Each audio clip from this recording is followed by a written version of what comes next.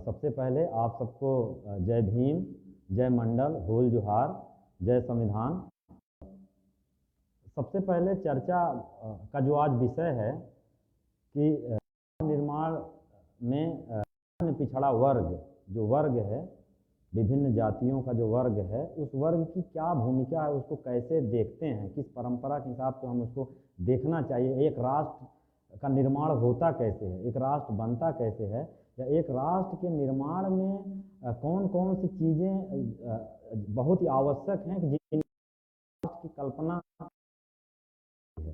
तो इस क्रम में चर्चा के शुरू करने से पहले दो घटनाओं का मैं यहाँ नाम और बहुत ही शोक भी व्यक्त करना चाहूँगा कि आंध्रा के विशाखापत्तनम में गैस रिसाव से जो वहाँ के लोगों की मौत हुई, एक तो उसको लेकर के मन काफ़ी दुखी है, काफ़ी शोक है। दूसरा, आपने सुना ही होगा कल कि महाराष्ट्र के मजदूर पैदल भूखे प्यासे चलते हुए रेल की पटरी पर सो गए, और सबको पता है, उनको शायद इल्म नहीं है कि ट्रेन तो बंद है, क्योंकि ट्रेन चल रही होती तो ट्रेन से आते। उन पटरी पर सो जाने की वजह से उनकी नहीं है, एक तरीके से हत्या, और ये हत्या जो है जित मैं मानता हूँ। तो उस बात की भी काफ़ी दुख है, क्योंकि ये मजदूर कौन है, ये जो राष्ट्र निर्माता हैं वो कौन है। इन निर्माताओं का भी एक कास्ट क्लास है, उसका एक वर्ग है, उसकी एक पृष्ठभूमि है। तो आज उस सब बहुत ही दिल को दुख पहुंचाने वाली हैं, चोट पहुंचाने वाली हैं।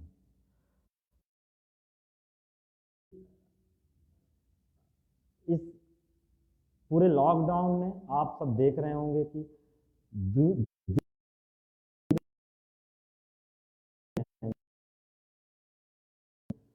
जिनके श्रम पर जो है ये बड़े बड़े बिल्डिंग्स, बड़े बड़े महल जो है खिलखिला, आज उनको उन्हीं शहरों में जो है शरण नहीं मिल पा रहा है, और वो चलने को विवश। और एक नोट की तालाबंदी का जो फैसला किया गया, तो फैसला करने वाले जो हमारे हुक्मरान हैं, हुक्मरानों ने कि तालाबंदी करते समय क्या इन मजदूरों की भोजन की अच्छी व्यवस्था करनी चाहिए कि नहीं, इनका काम नहीं चलेगा तो इसकी व्यवस्था, ट्रेनें, ट्रेन और बस चलना था, इसकी बिना हो गई। तो इस भी है, उसके गहराई में जाऊंगा तो विषय, इसलिए पूरे हुआ है जिसकी अपनी हजारों सालों की एक है, उस परंपरा को बनाए रखने में, उसके निर्माण में किसका योगदान है, और उस योगदान को हम जो है यहाँ पर चर्चा करेंगे, और बाद में हम आपके सवालों को पर भी जो है जवाब तलब करेंगे। तो सबसे पहले अगर हम देखें कि अन्य पिछड़ा वर्ग, जिसको एक वर्ग बोला जाता है,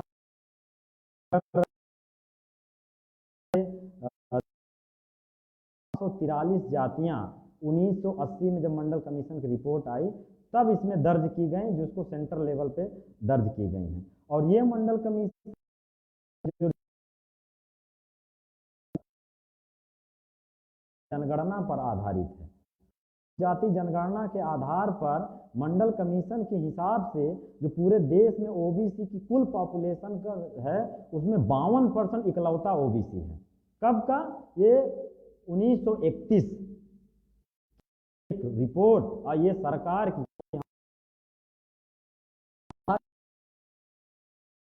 की खुद की रिपोर्ट है, जो 1931 की जनगणना के आधार पर 1980 में बनाई गई, और उसके हिसाब से 52% पूरा ओबीसी का पॉपुलेशन, यानी कि इस देश के आधा से अधिक आबादी तो सिर्फ ओबीसी की है, यानी कि ये देश आधा से ज्यादा देश ओबीसी का है, अन्य पिछड़े वर्ग का है, जिसमें उस समय 3743 जातियां हैं, और 2006 में राष्ट्रीय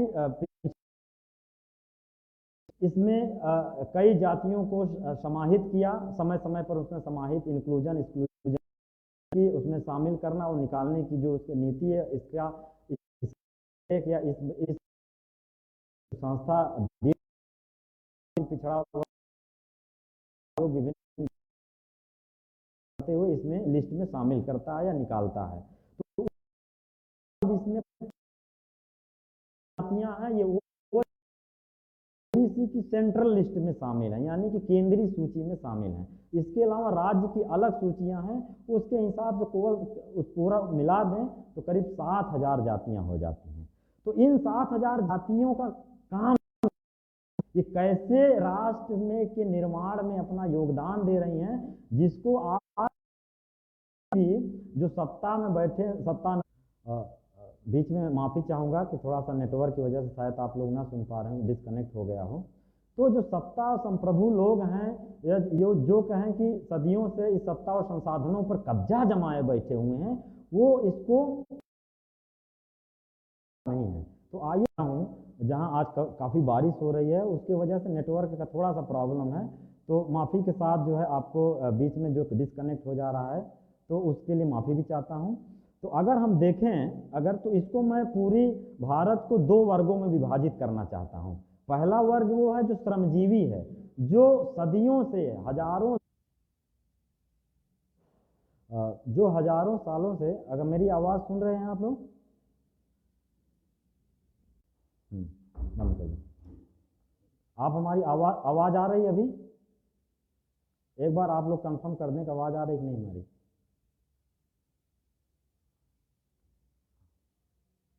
शायद जो थोड़ा सा उसमें दिक्कत आ रही होगी।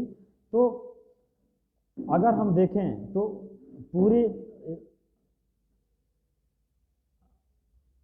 अच्छा सतवाजी मचनवार कह रहे हैं कि आवाज़ नहीं आ रही है, लेकिन मैं कोशिश कर रहा हूं कि आवाज़ आए, और इतना ख़राब है बात हो रही है, लेकिन फिर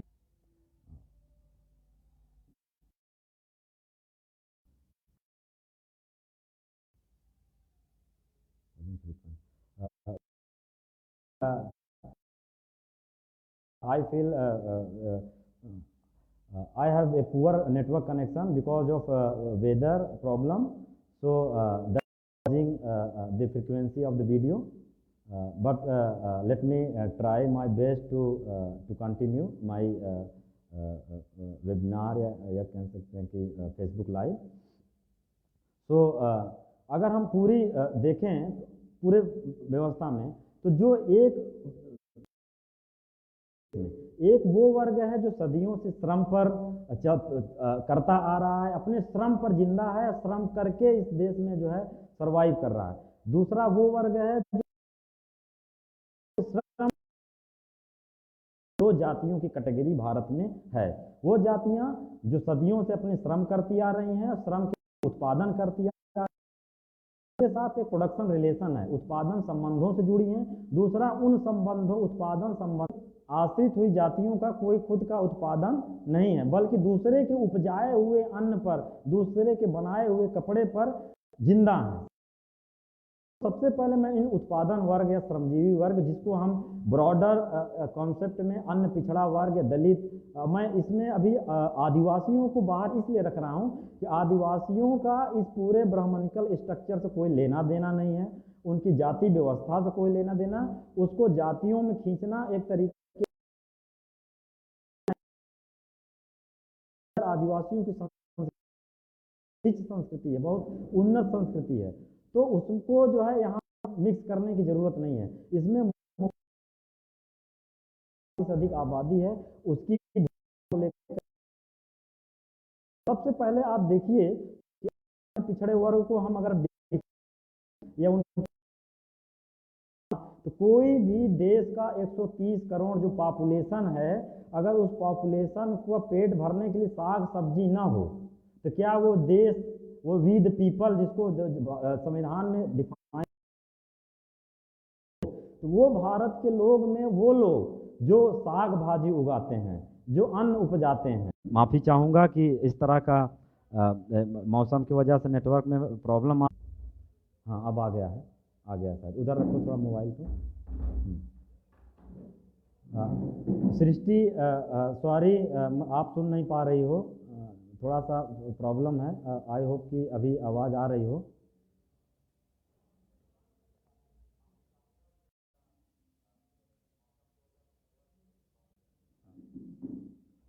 तो थोड़ा सा नेटवर्क कमज़ोर है मौसम की वजह से, बहुत पानी बारिश इधर हो रही है, लेकिन फिर भी मैं कोशिश कर रहा हूँ। तो एक तरीके से देखें कि जो भारत के लोग हैं, अगर भारत के लोगों को साग सब्जी भाजी तोरी न मिले तो क्या भारत के लोग जिंदा रह सकते हैं क्या? एक बड़ा सवाल है। अब इस साग भाजी उगाता कौन है? इसका एक परंपरा है, एक इतिहास है। इस श्रम व्यवस्था, अगर हम भारतीय श्रम व्यवस्था के इतिहास में जाएं, पूरे लेबर हिस्ट्री में जाएं, तो इस लेबर के पर्सपेक्टिव से अगर आप जो है भारत के लोगों को देख रहे हो, भारत की इस अन्य पिछड़े वर्ग को देख रहे हो, ये पूरा देश जो है इस लेबर के ट्रेडिशन में दो वर्गों में आपको जो है बटा हुआ मिलेगा। पहला श्रमजीवी, दूसरा परजीवी। तो श्रमजीवियों का सबसे बड़ा योगदान किस? Agricultural cast. अगर ओबीसी में अगर को अगर हम अगर सही से अगर उसकी मीमांसा करें तो इसमें एक वर्ग ऐसा है, वो जातियां हैं जो कृषि करती हैं, खेती करते हैं, तो हम एग्रीकल्चरल का खेती बाड़ी खेती लगातार रखती हैं, साग भाजी उगाती हैं, साग भाजी का उत्पादन करती हैं। अब कोई भी भारत वर्ग नहीं होगा, ऐसी कोई जाति नहीं होगी जो एक दिन भी साग भाजी उपजाता कौन है? मोस्टली वो जातियां जिसमें हम कह सकते हैं कि यादव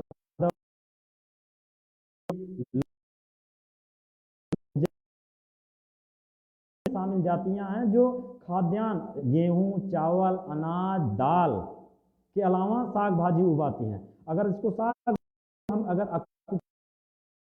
तरीके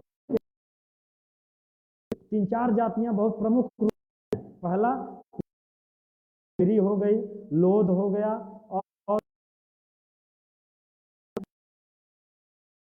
चंक है जो किसानी के साथ साग भाजी में है, लेकिन उनका में अगर नॉर्थ इंडिया का हम सिर्फ कहें तो जो है इसमें कोयरी कुर्मी लोध ये जातियां सबसे आगे हैं। यही जो है महाराष्ट्र में भी हैं। यही अगर जो है इस तरह की जातियां अगर हम कहें तो जो काबू हैं आंध्रा तेलंगाना में, वो भी उनका भी पेशेवर ये हैं जो खेती बाड़ी और साग सब्जी से जुड़े हुए हैं।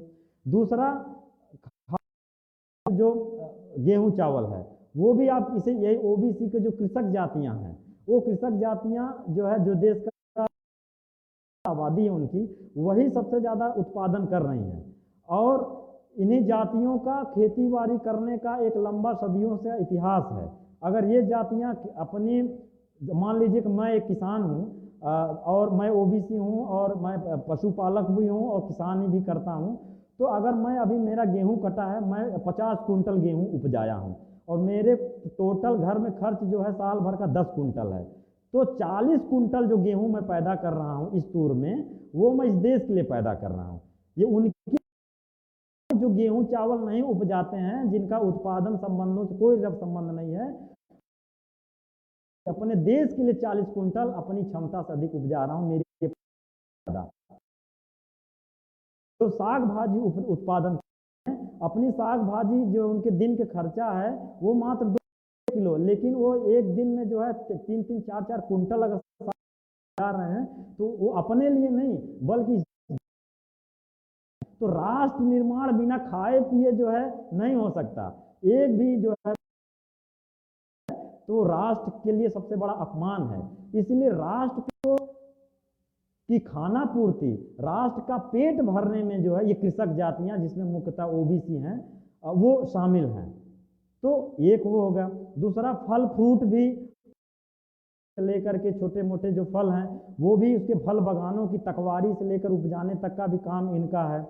तीसरा जो दूध इकोनॉमी जिसमें शामिल है, इकोनॉमी में आप देख ओबीसी और दलित में बेसिस जो डिफरेंस रही हैं, जमीन है तो जमीन पर खेती बाड़ी होगी, खेती बाड़ी होगी तो उस पर भूसा होगा, चारा होगा, उस चारे का वो क्या करेंगे, पशु की जरूरत पड़ेगी। तो एक तरीके से खेती बाड़ी होगी तो पशुपालन से उनका तो ऑटोमेटिक संबंध जुड़ जाता है। तो एक गाय भी उनके खूंटे पे, एक भैंस होगी या बकरी भी बहुत अच्छी होगी उनके पास, तो गाय भैंस बकरी भेड़, तो इस तरीके से उनका पशुपालन यानी पूरे मिल्क इकोनॉमी में जो है ओबीसी का पूरा भी ऐसा आदमी को भी दूध की जरूरत, बिना दूध का किसी का एक दिन का काम नहीं चलेगा।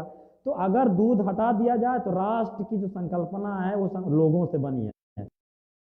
अगर भूखे मर जाएंगे, दूध के बिना तो कुपोषित हो जाएंगे, कुपोषित राष्ट्र बनाएंगे। कुपोषित राष्ट्र न बने, उनको जो है इसलिए हम लोग ओबीसी के लोग उनको दूध इस देश में कि कोई दूध है और उनके शरीर में है और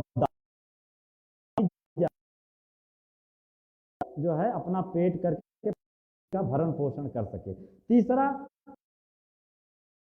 कारोबार मिल्क में कृषक जातियां जो दूध उत्पादन कर को अगर पेशेवर तरीके से अगर सदियों से भारतीय श्रम व्यवस्था के इतिहास में देखें तो यादव जाति या आपको गुज्जर मिल जाएगा, जाट भी मिल जाएगा, या कापू और जो है और आपका साउथ इंडिया में कई ऐसी जातियां हैं जो आपको जो है इसमें शामिल हैं, जो कृषि के साथ साथ जो है पशुपालन या में भी शामिल हैं, यानी कि गाय भैंस बकरियां भी वो लोग पालते हैं।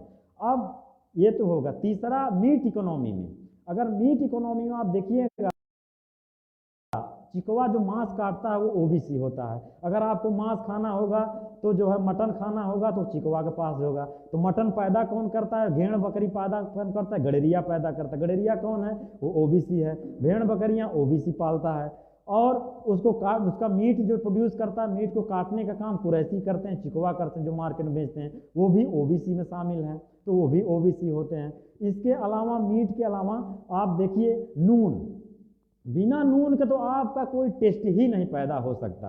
अगर एक दिन आपके खाने में नून ना हो तो आपका सारा टेस्ट जो है बिगड़ जाएगा। तो अब नून कौन पैदा करता है? नून कौन बनाता है? अगर भारतीय श्रम व्यवस्था के इतिहास में जाइए तो नून को बनाने का, नमक बनाने का जो इतिहास है नुनिया जाति को है। नुनिया जाति कौन है? नुनिया जाति ओबीसी में आती है, जो नून बनाती है, जिस नून के बिना आपका चाहे चुरमुरा खाओ, चाहे दाल भात सब्जी बनाओ, बिना नून का आपका काम चलेगा नहीं। 130 करोड़ आबादी अगर इस देश में रह रही है, इस धरती पर रह रही भारत की भूभाग पे, तो बिना नून का उसका काम नहीं चलने वाला। तो नून का ऑक्यूपेशन जो व्यवसाय है या कह सकते पेशा है वो नुनिया जाति को है। तो नुनिया कौन है? वो ओबीसी में आती है। इसके अलावा तेल है, तेल आप लगाते भी हैं, तेल आप खाते भी हैं। तेल तिलहन पैदा कौन जाता है? वो तेली जाति है। तेली जाति अब जो है बनियों के इर्द गिर्द सटना शुरू कर दी है। अगर तेली जातियों के इतिहास में आप जाइएगा तो तेली पहले तेल उपजाता था, तिलहन उपजाता था, उसको कोल्हू में पेरता था, फिर मार्केट में ले जा करके बेचता था। तो इस तरीके से तेली जाति एक कृषक जाति थी जो अब कह सकते हैं कि सांस्कृतिकरण के परिवेश में पढ़ करके बनियों के लुभावे में आकर के अपने आप को बनियों के साथ सटा रही है, लेकिन बनिए उसको अपने साथ सटने नहीं दे रहा है, ये भी एक सच्चाई है। तो तेली जाति जो कृषक जाति जो तिलहन उपजा करके तेल बेचती थी, कोल्हू में पेरती थी और गांव गांव बेचती थी मार्केट में ले जाके। तो तेल उपजाने, तेल आप लगाते भी हैं, तेल आप खाते भी हैं, बिना तेल का आपका खाना नहीं चल सकता, साग भाजी आप छौंक नहीं सकते हैं। तो तेल हो गया। इसके बाद आप देखिए कि भड़भूंजा, आप जो है शाम में जो है बहुत अच्छे से बहुत मस्ती से चुरमुरा खाते हैं।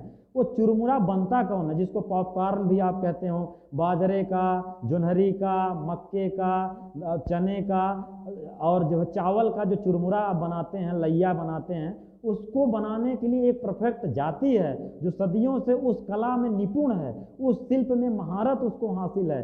ये सब जो है हुनरमंद जातियां हैं, वो भड़भूंजा कहा जाता है, भूंजवा जिसको बोलते हैं। अगर भूंजवा भड़भूंजा चावल ये जो है चना, जो आप बैठ करके जब आप जो है पीवीआर में मूवी देखने जाते हैं, वो पॉपकॉर्न जो खाते हैं, उस पॉपकॉर्न को पैदा करने वाली जाति है जिसका नाम भड़भूंजा है।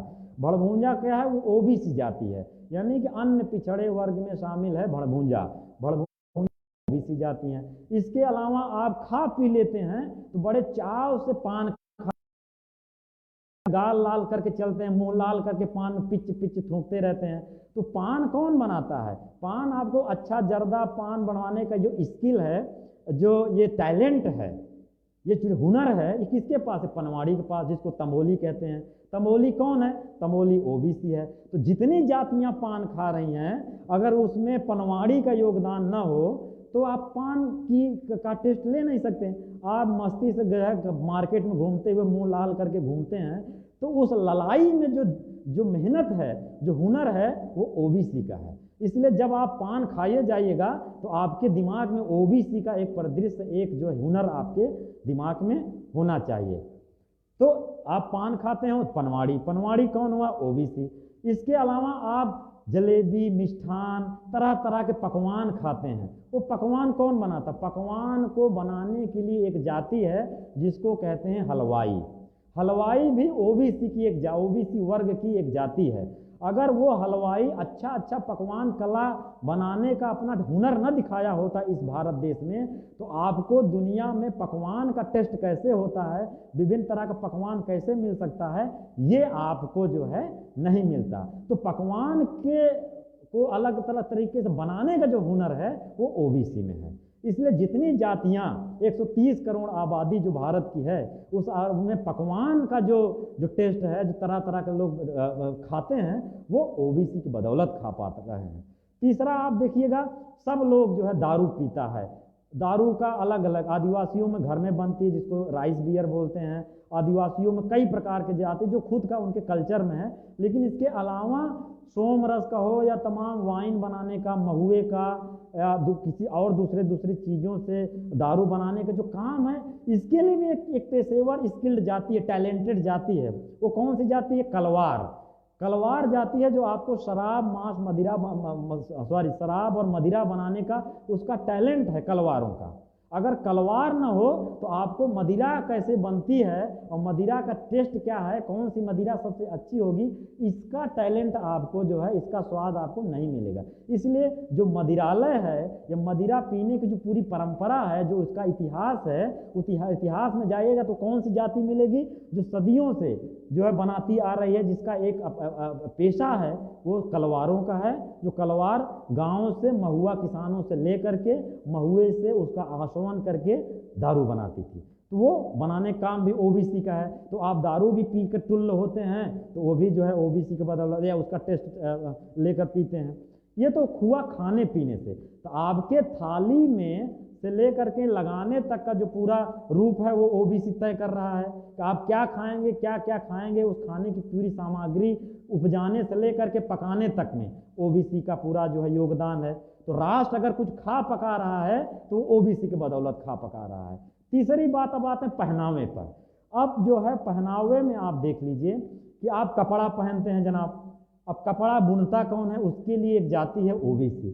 वो कौन सी जाति? बुनकर। अगर बुनकरों ने कपड़ा बुनना नहीं सीखा होता, बुनकरों ने कपड़ा बनाना नहीं बताया होता, तो आज दुनिया नंगे घूम रही होती।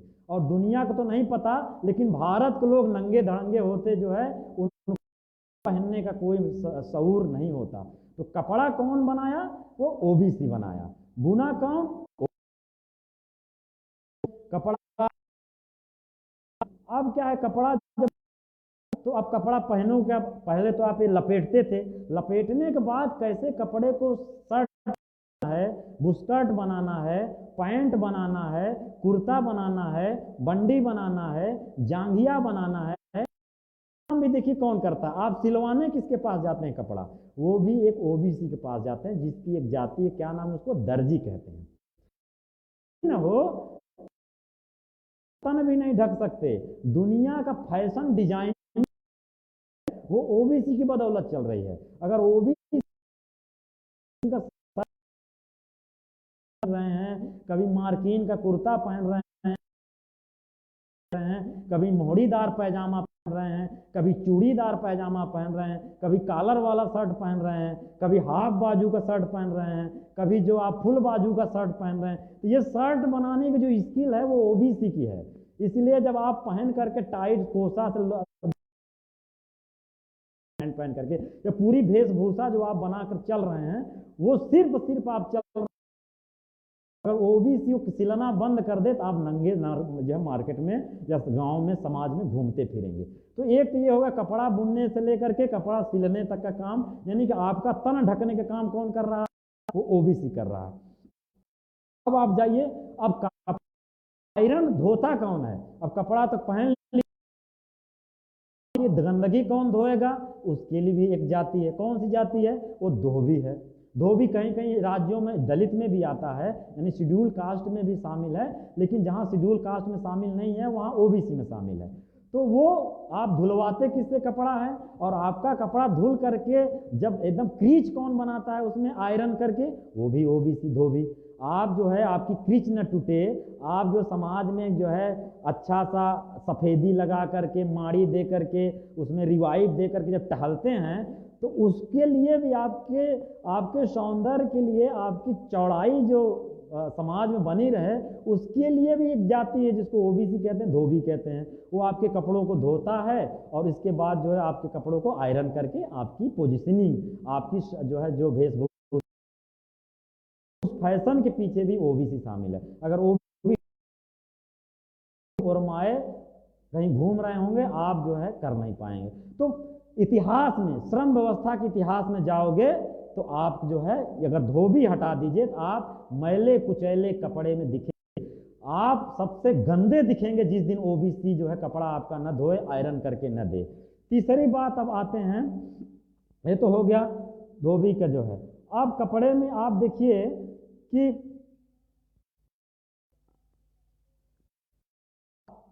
अब कपड़े है जो भी कपास से बनता है। कपास कौन बनाता है? ज्यादातर किसान जातियां। तो कपास उपजाता है, कपास से डोरा बनाता है, धागा बनाता है, धागे से कपड़ा बनता है, कपड़ा बुनने से कपड़ा सिलता है, यहां तक की पूरी प्रक्रिया में ओबीसी। तीसरा, अब जब आपको ठंडी आ जाती है तो ठंडी जब आती है कौन बचाता है? वो भी ओबीसी बचाता है। कैसे बचाता है? आती है धुनिया, जो धुनती है, कपास जो है उसको धुनती है, धुन करके वो रजाई बनाती है। अगर धुनिया जाति ओबीसी की अगर धुनिया कपास को धुन करके रजाई बना करके आप तो ठंडी में मर जाएंगे। कितनी देश की आधी से आबादी ठंडी में मर जाएगी। तो आपको ठंड से बचाता कौन है? वो भी ओबीसी बचाता है। तीसरा, आपको देखते होंगे कपड़े के बाद पहले, अब तो वो परंपरा खत्म होती जा रही है, लेकिन उसमें अगर देखिएगा तो पगड़ी बांधने, कई जगह जो है समाज में आज भी पगड़ी का पोशाक माना जाता है, एक जो है माना जाता है पगड़ी। तो पगड़ी पहले जो है होती थी, उसको रंगा जाता था या कपड़े रंगाना जाता है। पहले सफ़ेद कपड़े बुने जाते थे, उन सफ़ेद कपड़ों में जब तक रंगीन कपड़े नहीं बने थे तो उन कपड़ों में रंगाई का काम होता था, जिसके लिए एक जाति है जिसको कहते हैं रंगरेज। अब सोचिए कि रंगरेज भी आपकी जो है एक ऐसी जाति जो ओबीसी शामिल है। अगर आपका जो है तरह तरह का पगड़ी, तरह तरह कपड़े में जो रंग चढ़ाने का काम भी करता है, वो ओबीसी का है। तो भारतीय श्रम, सदियों से श्रम व्यवस्था के इतिहास में जो आप जो है तरह तरह के रंग बिरंगे छापदार कपड़े पहन रहे हैं, सदियों से जो जातियां पहनती आ रही हैं, उस लेबर के श्रम के इतिहास में ओबीसी है। ओबीसी आपका कपड़ा रंग नहीं चढ़ाता तो आप दुनिया में या देश में, समाज में इतने रंगीन नहीं दिखते, आप बदरंग दिखते। इसलिए आपकी रंगत को कौन बढ़ा रहा है समाज में या देश में? वो है ओबीसी। अब ओबीसी के बाद अब आ जाते हैं, तो इसके बाद एक जाति है जो है, जो अब आप तरह तरह के महिलाएं जो आभूषण, नकबेसर, लहंगा जो है और अंगूठी, आप पूरे पांचों उंगली में तरह तरह का अंगूठी पहन करके, गले में दुनिया भर के तोले का चैन लगा के घूम रहे हैं। सोनार तो कहते हैं, सोनार न हो तो करके चांदी के आभूषण पहन करके में या अपने आप को बताते कि हमारे पास सोना है, हमारे पास, उस को जो आभूषण बनाकर देता है वो भी कौन है? वो ओबीसी है। ये तो हो गया भाई, आपका पहनावा तक हो गया। अब पहनावे के बाद जो है आप देखिएगा कि सुबह सुबह अब आप देखिए कि कुर्सी, खटिया, मचिया, जितनी तरह की चीजें हैं जिस पर आप बैठते हैं, सोते हैं, यानी कि आप अच्छी नींद ले सकें, इसके लिए ओबीसी ने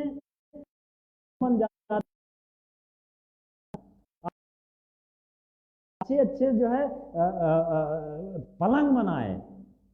अगर पलंग नहीं होती तो आपको अच्छी नींद नहीं आती। तो पलंग कुर्सी में दरवाजा आप बेटियों को ले जाते थे। तमाम जो सामंती जातियां हैं उनकी बहू सामंतों को या उनकी बहू बेटियों, चाहे वो बभनिन हो, ठकुराइन हो या बननिन हो, इन जातियों को ढोने वाले भी जो है ओबीसी थे, जो पल्लू बांध करके जो है पर्दा लगा करके इस एक गांव से दूसरे गांव मायके से ससुरे जाती थी, इसके लिए भी ओबीसी था। इसके अलावा आपके घरों में तमाम सारे जो है सफाई का भी काम करने के लिए भी जो है मेहतर कई जगह जो है, लेकिन ओबीसी में शामिल है, मेहतर भी कहते हैं। अब आप देखिएगा कि गांव आप देखिएगा एक चूड़ीहार जाती है, चूड़ीहार और आप समझिए कि महिलाएं और पुरुष दोनों इस श्रम व्यवस्था में शामिल हैं।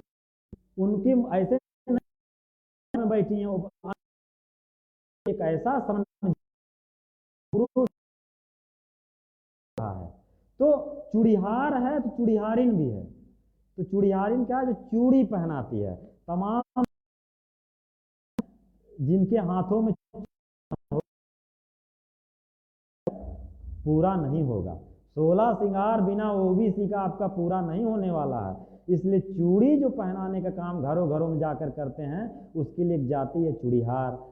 दोनों आंगन आपकी बहू बेटियों को चूड़ी पहना करके आती हैं, जिससे उनके हाथ में कंगन चूड़ी छला, और उसके लिए ये ओबीसी है।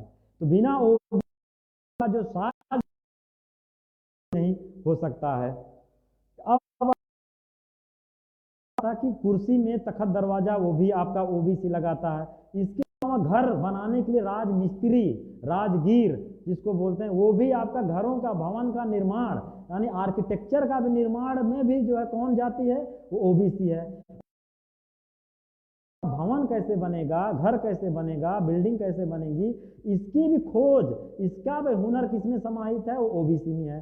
और जो है आपका सूजा, सैला, जितने तरह के किसानी में शामिल होने वाले टूल यानी औजार, खुरपी, हंसिया जिससे आप खेत काटते हैं, उसको बनाता।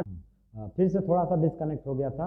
तो मैं कह रहा था कि आपके लोहा में लोहा पीट कर, कच्चे लोहे को पिघला करके हंसिया, खुरपी और जो है दरवाजे का एंगल और खुरपी, हंसिया, फार जिससे हल जोताई होती थी, फार जब खेतों से बैलों से खेती होती, चुखलाया जाता था, उसमें धार लगाती थी। धार लगाने काम कौन? लोहार जाति करते। लोहार कौन है? ओबीसी है। आप कुट्टी काटते थे भैंसों के, मवेशियों के लिए, कुट्टी काटने की मशीन में जो गणासा होता है, गणासा कौन बनाता था? वो गणासा लोहे को पीट करके उसमें सांग लगाने काम लोहार करता है।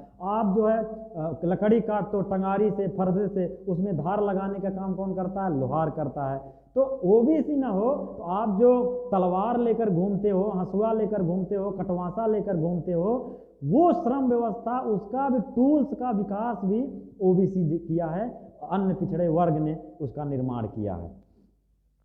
तो इसके अलावा आप देखिएगा मीट, मैंने बीच में खाने पीने में मछली एक चीज में भूल गया था कि अब इसके अलावा अब तो ये गया आप खा लिए, इसके खाने के बाद आप सुबह सुबह क्या होता है? फूल का कोई लोग पूजा पाठ भी करता है, तालाब भी करता है। तो धार्मिक क्या कहते हैं? आपको जितना फूल जो आप देवताओं, मंदिरों और तमाम नेताओं को जो माल्यार्पण जाती है, माली है फूल, तो माली का योगदान भी देश के लिए है। और माली अपने लिए फूल उपजाता नहीं है, तो जाहिर सी बात है ये जितनी जातियां हैं ये देश के लिए उपजाती है, इनका अपने लिए तो कुछ नहीं है, अपने लिए इनके लिए महज कुछ जरूरतें हैं, लेकिन ये अपने से ज्यादा इस देश को बनाए रखने के लिए, इस देश के निर्माण के लिए काम करती हैं। अब तो मैंने बता दिया, खाने में एक मछली बहुत आपको पसंद होती है। अब सोचिए कि चाहे पोखर की मछली, चाहे पोखर, सॉरी फिर से डिस्कनेक्ट हो गया था, चाहे आप पोखर, आप तरह तरह के किस्म की मछली है कि आप जितने तरह के मछलियों का स्वाद ले रहे हैं, हम उस मछली की तरह किस्में कौन पैदा किया? तरह तरह के मछलियों के जो किस्में हैं, जो प्रजातियां हैं, वो किसने इस दुनिया में खोजा? वो मछुआरों ने खोजा। अगर मछुआरे नहीं होते, मल्लाह नहीं होते, तो आप जो है तरह तरह के मछली का स्वाद नहीं ले पाते। तो आपको मछली जो आपके शरीर का सबसे बेस्ट पौष्टिक आहार है, भोजन है, वो आपको कौन प्रदान कर रहा है, कौन उपजा रहा है, कौन पैदा करके दे रहा है? वो है मछुआरा। अब मछुआरा हो गया। अब मैं एक चीज और आपको बता दूं कि दुनिया की जितनी भी सभ्यताएं, सिंधु घाटी सभ्यता से लेकर मिस्र की सभ्यता या दुनिया की सभ्यताएं आप उठा के देख लीजिए, वो नदियों के किनारे विकसित हुई हैं। गंगा यमुना के दोआब से लेकर के आप लंदन के टेम्स नदी तक आप चले जाइए, तो इन्हीं नदियों के किनारे अलग अलग शहर बसे, अलग अलग किले बने, अलग अलग राजे रजवाड़ों ने अपने किले बनाए। तो जितना नगरीय सभ्यता या कहते हैं शहरों का निर्माण हुआ, वो सब नदियों के किनारे हुआ। इन नदियों का इस पार से उस पार ले जाने में, यानी कि आपको तैरना वरना तो आता नहीं था, आप जो है नदी में कूद सकते नहीं थे, कूदते तो मर जाते डूब करके। तो आपको इस घाट से उस घाट तक ले जाने का काम कौन करता है? केवट। केवट, मल्लाह, कच्छप, ये सब जो है मल्लाहों की, केवटों की जातियां, उपजातियां हैं। तो पार कराने में, गंगा यमुना की सैर कराने में कौन शामिल है? ओबीसी। अगर ओबीसी ना हो तो आप नदियों का भ्रमण नहीं कर सकते, जल विहार नहीं कर सकते, आप समुद्री यात्राएं नहीं कर सकते थे। तो इसलिए जो है नौका का सुख आपको नदियों से पार कराने का। एक का घर इस पार है, एक का घर उस नदी के उस पार है, बीच में कोई आपका रास्ता नहीं है। उस रास्ते की जो कड़ी है वो ओबीसी है। अगर ओबीसी नहीं होता तो आपके नदी के इस पार अगर आपकी रिश्तेदारी है तो आप अपने रिश्तेदारों से नहीं मिल पाते, आप अपने सगे जनों से नहीं मिल पाते। इसलिए आपके नाते रिश्तेदारी को बनाने में, उसको संवारने में, उनके बीच रिश्ता कायम करने में जो पुल का काम कर रहा है, जो कड़ी का काम कर रहा है, वो ओबीसी वर्ग है। इसलिए ओबीसी कोई जाति नहीं है, इसको एक वर्ग में माना गया है। इसका एक वर्गीय चरित्र है जिसको ब्राह्मणवादियों ने, जिसको परजीवी जातियों ने, जो इन्हीं ओबीसी दलितों के श्रम पर सदियों से पलती आ रही हैं, जो न अनाज उपजाती, जो खाना पीना कुछ उपजाती नहीं, जो खाद्यान्न उपजाती नहीं है, कपड़ा भी बनाती नहीं, जो भवन नहीं बनाती हैं, जो खुद कुछ काम नहीं करती हैं, दूसरे को उपजाए हुए, दूसरे के बनाए हुए श्रम पर पलती हैं। तो आपको देखिएगा, तो आपको इस नदियों से उस नदियों, इस घाट से उस घाट, इस शहरों से उस शहरों में जो जल मार्ग से आपका रास्ता तैयार किया, खोजा, वो कौन सी जाति है? वो ओबीसी है, जिसको मछुआरा कहते हैं, मल्लाह कहते हैं, केवट कहते हैं, बिंद कहते हैं। ये सब जातियां जो है ओबीसी में शामिल हैं, जो एक ही जातियों की कई उपजातियां। अब आते हैं जिसमें एक और चीज जाती है, रथकार।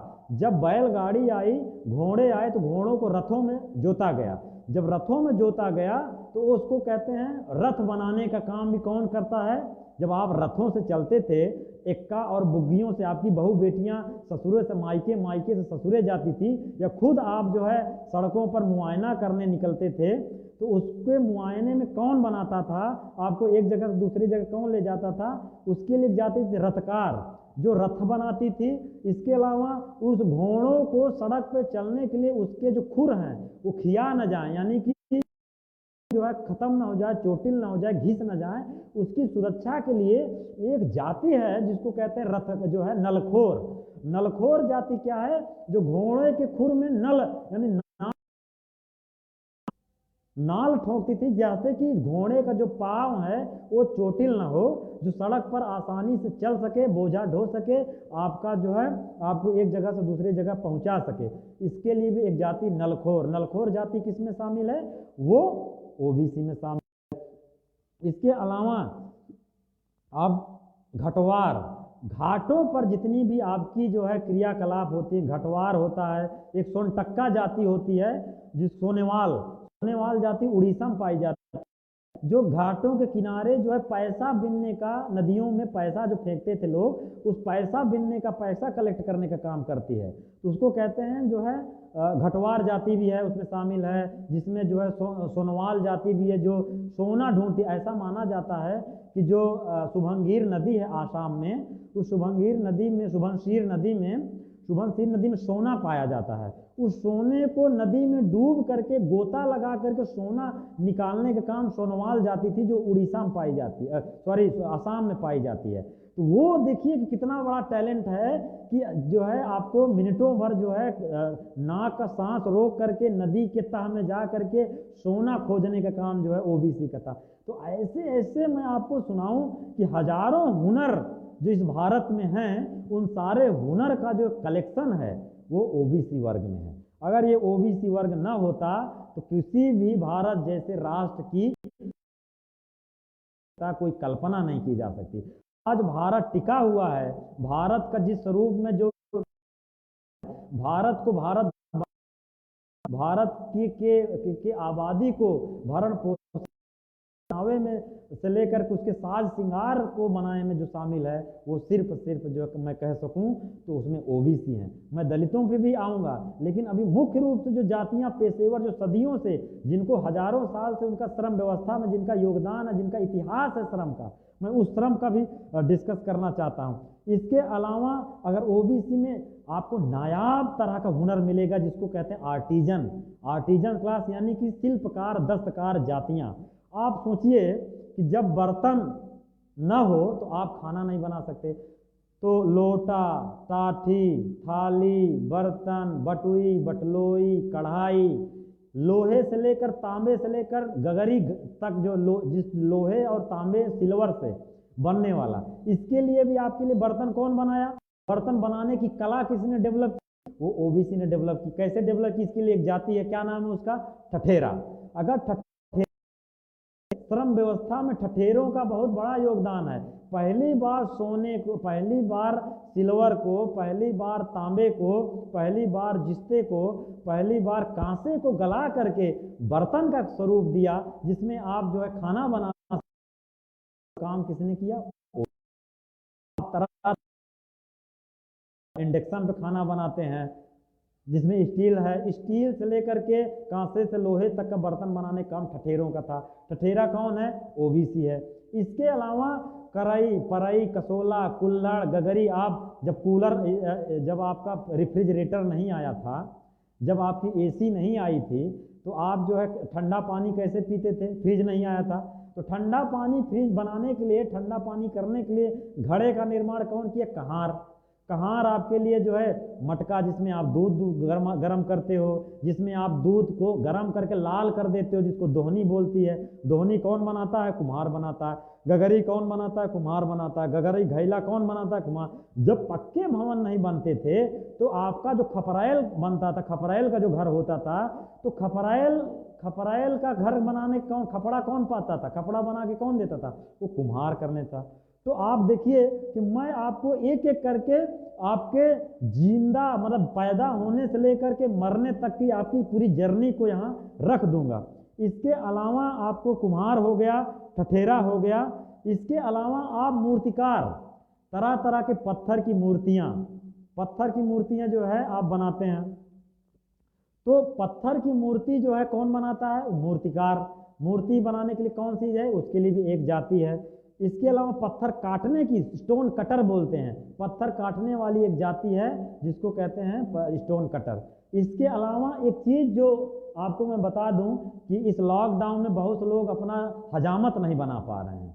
बहुत सारे लोग अपना बाल, मेरा खुद बहुत बाल बड़ा हुआ है, और ये अलग बात है कि हम धीरे धीरे अपना खुद ये सभ्यता का, समाज का विकास जो है उस ओर जा रहा है, जिसकी ओर जो है लोग खुद अपनी तरह से अपने आप निर्भर बन रहे हैं। लेकिन मैं बता दूं कि आप अपने खुद का बाल भी नहीं काट सकते, खुद की दाढ़ी नहीं बना सकते। इसके लिए भी एक हुनरमंद जाति है पिछड़ों की, जिसको कहते हैं नाई। और नाई सिर्फ आपका बाल ही नहीं काटता है, आपका जो है मुंडन ही नहीं करता है, आपका फैशन ही नहीं बनाता है। आज तरह तरह के आप हेयर स्टाइल लेकर घूम रहे हैं। इस हेयर स्टाइल को कौन बना रहा है? इसमें जो है वो ओबीसी है। और ये ओबीसी के मैं इसलिए नहीं कह रहा हूँ कि हिंदू की सिर्फ जातियाँ हैं, इसमें मुसलमानों की भी, ईसाइयों की भी, बुद्धिस्टों की भी, सिखों की भी, सारे मजहबों के लोगों की जातियाँ शामिल हैं जो हिनरमंद में आती हैं। ऐसा नहीं कि सिर्फ जो हिंदू हैं, बल्कि मुसलमान भी बाल काटते हैं, मुसलमान भी। इसके अलावा जब आप शादी ब्याह करते हैं, कर्म कांड करते हैं, तो कर्म कांडों में काज में भी आपका थाली पकड़ने से लेकर चिट्ठी पतरी बांटने से लेकर के, जब आप कथा वार्ता सुनते हैं उसमें आम की टेरी लकड़ी जुटाने से लेकर के चिट्ठी पतरी बांटने से लेकर न्योता हकार बांटने से लेकर काम नाइयों का है। तो नाई कौन है? वो ओबीसी की एक जाति है। तो आप जो है अपने रिश्तेदारों को खबर भी नहीं पहुंचा सकते बिना ओबीसी की। अगर ओबीसी नहीं होता तो आपका कोई संपर्क एक का दूसरे के साथ नहीं होता। तो ये मैं आपको बता दूं, तो ये भी हुनर जिसको आर्टिजन बोलते हैं, यानी कि शिल्पकार जातियां, वो भी ओबीसी हुआ। तो कुम्हार हो गया जो आपके गगरा घैले बनाते हैं, आपका नाई हो गया जो आपका बाल काटता है, आपका दाढ़ी मूछ बनाता है, आपके कांख का बाल साफ करता है। हर संडे उसको कुछ आप जो है सदियों से, ये आज से नहीं, सदियों से काम, ये हुनर, ये ओबीसी की जातियां सजो करके आई हैं। इसके अलावा ओबीसी में एक और जाति है जिसको कहते हैं ततवा, तांती जाति। तांती जाति भी जो है, जो आपके लिए तांत से बने हुए सामानों को बनाती है। अगर तांती ना हो तो आपका सूप, आपका जो है डलिया, भौंकी, बहुत सारी चीज़ें नहीं बन सकती। इसके अलावा बांस के पेड़ से बहुत सारी ढंकी, सलिया और बांस का के घरेलू सामान निर्मित होता है, उसका भी निर्माण भी ओबीसी करता है। टोपा, डलिया आप देखते हैं, वो भी जो है ओबीसी बनाता है। ओबीसी ना हो तो आपको नहीं, कुछ नहीं कर सकता है।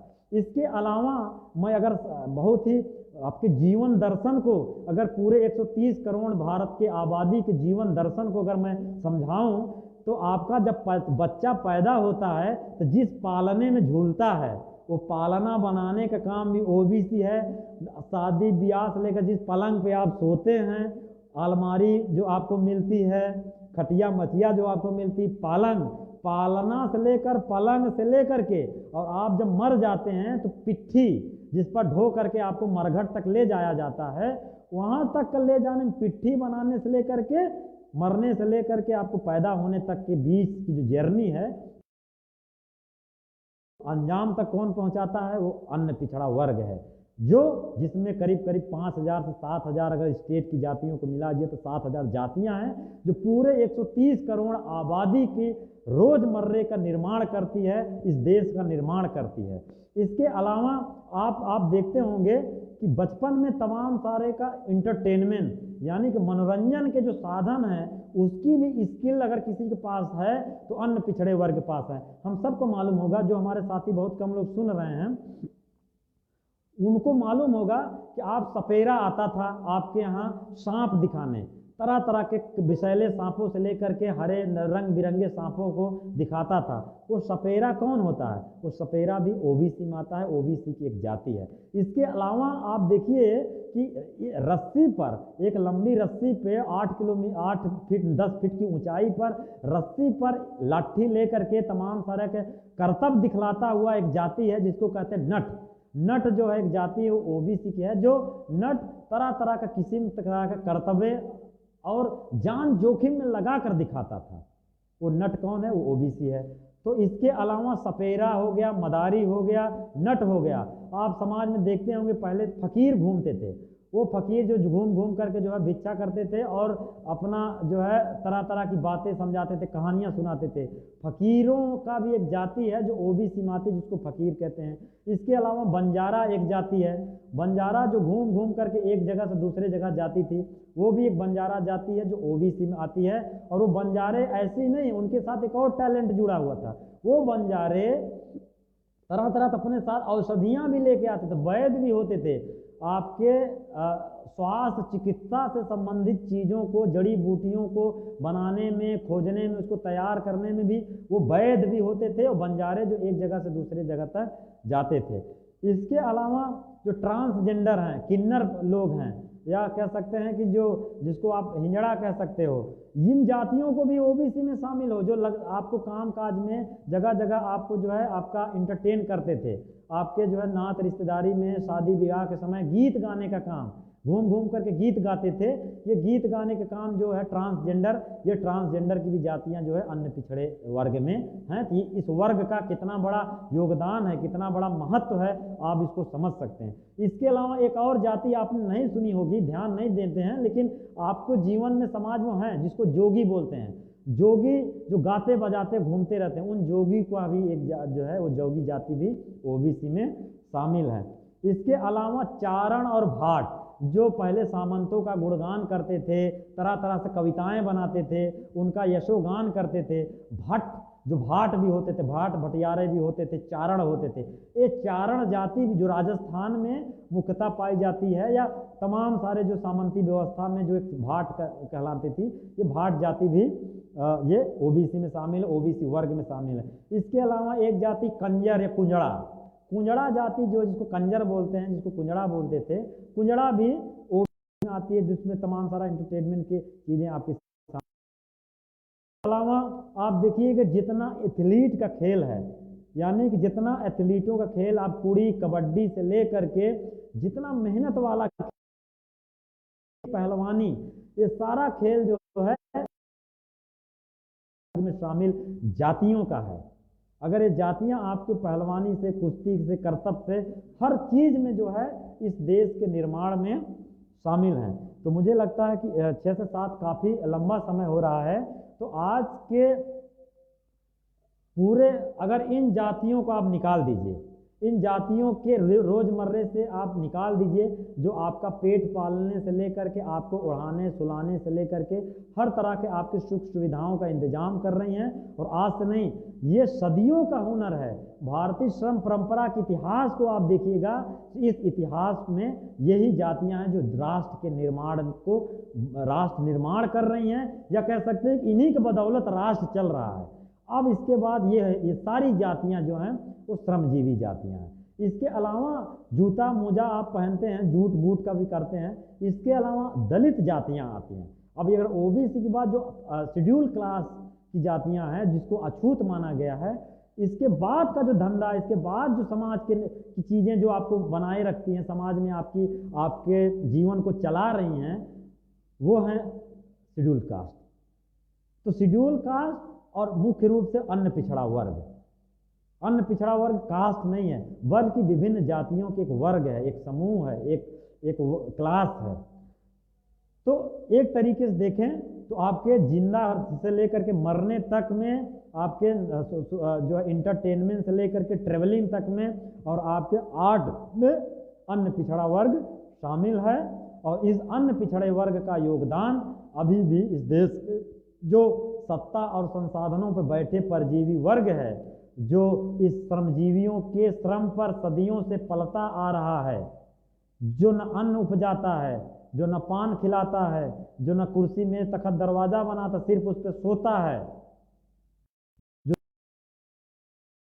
बल्कि साग भाजी नहीं उपजाता बल्कि दूसरे के साग भाजी उपजाए हुए पे पलता है, जो तरह तरह का फल नहीं पैदा करता, दूसरे के उपजाए हुए फलों पर जिंदा है, इतर लगाता है, लेकिन खुद इतर पैदा नहीं करता है। इसलिए अगर उत्पादन संबंधों में को आप शामिल करिए, उत्पादन संबंधों के नजरिए से भारत को आप देख लीजिए, भारत के राष्ट्र को देख लीजिए, तो राष्ट्र के निर्माण में, देश के निर्माण में यही जातियां हैं। अगर ये जातियों को हटा दीजिए तो भरभरा बाकी जो देश आप जिसको राष्ट्र आप कह रहे हैं, वो जनेऊधारियों की बनाई हुई एक जो है मिथ है, एक संकल्पना है, जिसमें श्रम का कोई योगदान नहीं है, जिसका में लेबर का कोई योगदान नहीं, बल्कि कह सकते हैं कि उत्पादन जातियों के लेबर को तो इन्होंने कुचला है, उसको जो है हाशिए की तरफ फेंक दिया है, और फेंकना उनके हित में था, क्योंकि इसके बिना न आप कथा सुनाते हो तो सुना सकते हो। मैं बार बार पूछता हूँ, ऐसी कोई जाति है क्या जो बिना खाए, बिना साग भाजी खाए, बिना अन्न खाए जो है कथा सुना सकती है, बिना अन्न खाए भागवत कथा कह सकती है, बिना अन्न खाए सत्यनारायण की कथा कह सकती है? गाल बजाना को ही इन्होंने अपना टैलेंट समझा और इसी को बताया कि यही जो है देश है। ये देश नहीं है, ये हरामखोर जातियों के धूर्तता है, और इन हरामखोर जाति ही आपको देखिएगा पुलिस महकमे से लेकर प्रशासन से लेकर पूरे एग्जीक्यूटिव में यही बैठी हुई है, पूरी मीडिया में यही परजीवी जाति बैठी है, पूरे सिनेमा में यही बैठी हुई है, पूरे विश्वविद्यालयों में यानी कि पढ़ाई लिखाई पूरी शिक्षा व्यवस्था में यही हरामखोर बैठे हुए हैं। ये बैठी हो जो दूसरे के श्रम पर सदियों से पलती आ रही है और बताती है कि हम तो ज्ञान पैदा कर रहे हैं। बिना खाए ज्ञान पैदा कर रहे हो क्या? कितने दिन तक बिना खाए ज्ञान बांट सकते हो? कितने बिना खाए तुम कथा सकते हो? खत्म हो जाएगी।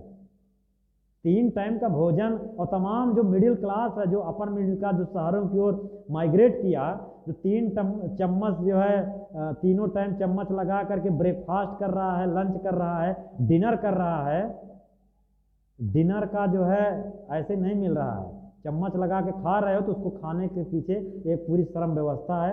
इस श्रम व्यवस्था में के योगदान को समझना पड़ेगा। तो साथियों, ये अभी तक का कि भारत का पूरा निर्माण या राष्ट्र का पूरा निर्माण जिस बेस पर टिका वो श्रम पर है, और श्रम व्यवस्था का इतिहास जो है पिछड़ों और दलितों और आदिवासियों से आता है। अगर दलित, पिछड़े, आदिवासी ना हो तो जो इन जातियों से के बिना बाकी जातियां जो हैं वो मर जाएंगी, वो जिंदा ही नहीं रह पाएंगी।